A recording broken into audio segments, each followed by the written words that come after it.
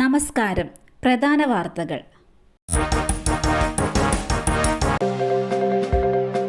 പാലക്കാട് ഉഷ്ണതരംഗം സ്ഥിരീകരിച്ചു. കേരളത്തിൽ ഇത് ആദ്യം. രേഖപ്പെടുത്തിയത് റെക്കോർഡ് ചൂട്. കേരളത്തിൽ ആദ്യമായി ഉഷ്ണതരംഗം സ്ഥിരീകരിച്ച് കേന്ദ്ര കാലാവസ്ഥാ വകുപ്പ്. പാലക്കാട് ജില്ലയിലാണ് കാലാവസ്ഥാ വകുപ്പ് ഉഷ്ണതരംഗം സ്ഥിരീകരിച്ചിരിക്കുന്നത്. ഇന്ന് ജില്ലയിൽ റെക്കോർഡ് ചൂടാണ് രേഖപ്പെടുത്തിയത്. 41.4 ഡിഗ്രി സെൽഷ്യസ് ചൂടാണ് രേഖപ്പെടുത്തിയത്. ജില്ലയിൽ നേരത്തെ ഉഷ്ണതരംഗ മുന്നറിയിപ്പ് കേന്ദ്ര കാലാവസ്ഥാ വകുപ്പ് പുറപ്പെടുവിച്ചിരുന്നു. ഉഷ്ണതരംഗം അതീവ ജാഗ്രത വേണ്ട സാഹചര്യമാണ്. പൊതുജനങ്ങളും ഭരണേതര സംവിധാനങ്ങളും വേണ്ട ജാഗ്രത പാലിക്കണമെന്ന് കാലാവസ്ഥാ വകുപ്പ് അറിയിച്ചു. സൂര്യാഘാതവും സൂര്യതപവും ഏൽക്കാൻ സാധ്യത കൂടുതലാണ്. സൂര്യാഘാതം മരണത്തിലേക്ക് വരെ നയിച്ചേക്കാമെന്നും മുന്നറിയിപ്പുണ്ട്. കൂടാതെ 29 വരെ പാലക്കാട് ജില്ലയിൽ താപനില 41 ഡിഗ്രി സെൽഷ്യസ് ഉയരുമെന്ന് മുന്നറിയിപ്പ് നൽകിയിട്ടുണ്ട്. ജോലിക്കിടെ യുവതിയെ സ്പർശിച്ചു. സൗദിയിൽ ഇന്ത്യക്കാരനായ ഡോക്ടർക്ക് തടവ് ശിക്ഷ. ജോലിക്കിടെ യുവതിയെ സ്പർശിച്ച ഇന്ത്യൻ പൗരനായ ഡോക്ടർക്ക് തടവ് ശിക്ഷ വിധിച്ച് സൗദി അറേബ്യൻ കോടതി. 5 വർഷം തടവും 33.4 ലക്ഷം രൂപ പിഴയുമാണ് കോടതി വിധിച്ചത്. സൗദിയിലെ ജിസാൻ പ്രവിശ്യയിൽ പത്തോളജിസ്റ്റായി ജോലി ചെയ്യുന്ന കർണാടക സ്വദേശിയായ 57-കാരനാണ് തടവ് ശിക്ഷ വിധിച്ചത്. ഇന്റേൺഷിപ്പ് നടത്തിവരികയായിരുന്ന യുവതിയുടെ കയ്യിൽ ഇദ്ദേഹം മോശമായ രീതിയിൽ സ്പർശിച്ചതായാണ് പരാതി. ഇന്റേൺഷിപ്പിന്റെ ഭാഗമായി ഒരു സാമ്പിൾ കാണിക്കുന്നതിനിടെ ഡോക്ടർ കയ്യിൽ സ്പർശിച്ചെന്നാണ് യുവതിയുടെ മൊഴി. അതേസമയം കാര്യങ്ങൾ വിശദീകരിക്കുന്നതിനിടയിൽ കമ്പ്യൂട്ടർ മൗസ് ചലിപ്പിച്ചപ്പോൾ കൈ അബദ്ധത്തിൽ സ്പർശിച്ചതാണെന്നും തെറ്റിദ്ധാരണയുടെ പുറത്താണ് യുവതി കേസ് നൽകിയത് എന്ന ആരോപണവുമായി പ്രതിയുടെ കുടുംബം രംഗത്ത് വന്നിരുന്നു.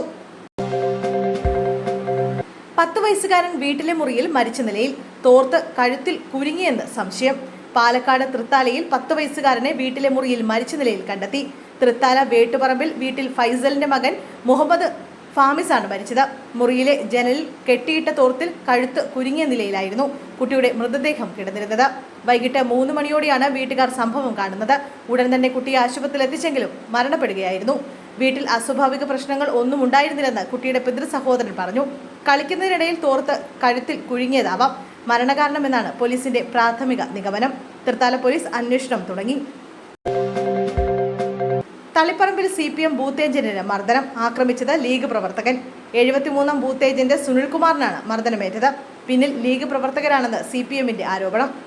വോട്ടറോട് സംസാരിച്ചതിനെ ചൊല്ലിയുള്ള തർക്കത്തെ തുടർന്നാണ് മർദ്ദനം ഉണ്ടായത് എന്നാണ് സൂചന.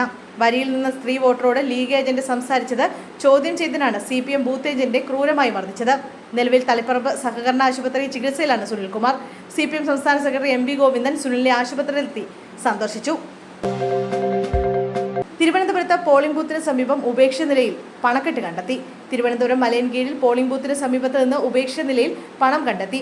മലയൻകീഴ് മച്ചേൽ LP സ്കൂളിന് 112 ബൂത്തിന് സമീപത്ത് പടിക്കെട്ടിലായി ഉപേക്ഷിച്ച നിലയിലാണ് പണം കണ്ടെത്തിയത്. ഏകദേശം 51,000 രൂപയായിരുന്നു കെട്ടിലുണ്ടായിരുന്നത്.